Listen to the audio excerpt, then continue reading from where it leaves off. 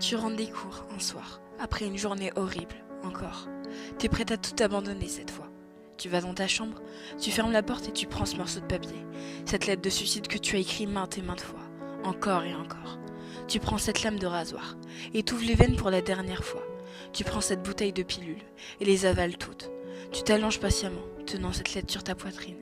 Tu fermes les yeux pour la dernière fois. 1 heure plus tard, ton petit frère toque à la porte pour te dire que le dîner est prêt.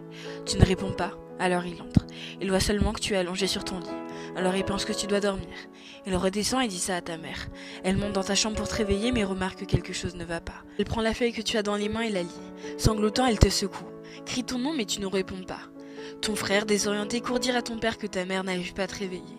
Ton père monte les escaliers affolé, voit ta mère en train de pleurer, tenant fermement cette lettre contre sa poitrine, près de ton corps sans vie.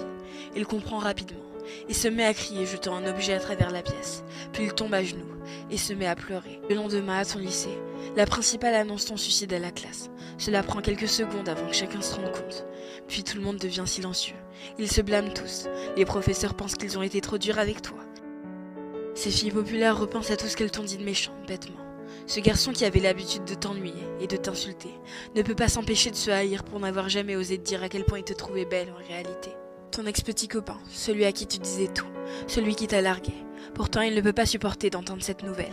Il s'effondre, se met à pleurer puis quitte la classe. Ses amis, ils sanglotent aussi, se demandent comment ils ont fait pour ne pas se rendre compte que quelque chose allait mal. Ils auraient aimé pouvoir t'aider avant qu'il ne soit trop tard.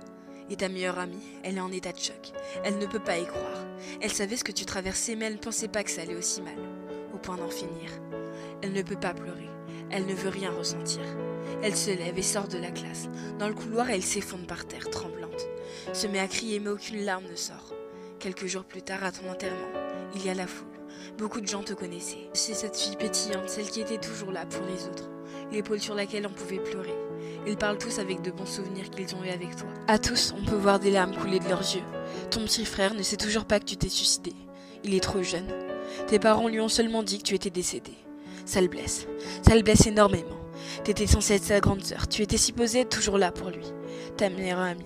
Elle essaye de rester forte durant toute la cérémonie. Mais au moment où ton cercueil est mis en terre, elle perd tout moyen. Et se met à pleurer comme elle ne l'a jamais pleuré. Et elle continuera, pendant des jours et des jours. 2 ans plus tard, tes amis, pour la plupart tombés dans la dépression, parlent toujours à un conseiller thérapeute 1 fois par semaine. Certains de tes professeurs ont tout simplement quitté leur job. Ces filles populaires ont maintenant des troubles alimentaires. Ce garçon qui t'insultait s'ouvre les veines. Ton ex-petite amie ne sait plus comment aimer et n'a jamais pu avoir une relation stable à nouveau. Ta meilleure amie, elle a essayé de se suicider, mais elle n'a pas réussi comme toi. Mais elle a essayé, plusieurs fois. Ton frère, il a finalement découvert la vérité sur ta mort. Il se coupe, s'ouvre les veines, pleure le soir. Il fait tout ce que tu as fait pendant des années et qui t'ont conduit au suicide. Tes parents, leur mariage est tombé à l'eau. Ton père est devenu alcoolique pour le distraire du mal que lui a causé ton décès. Ta mère est tombée dans une profonde dépression qui l'a tuée à petit feu. Il a scrollé toute la journée dans son lit.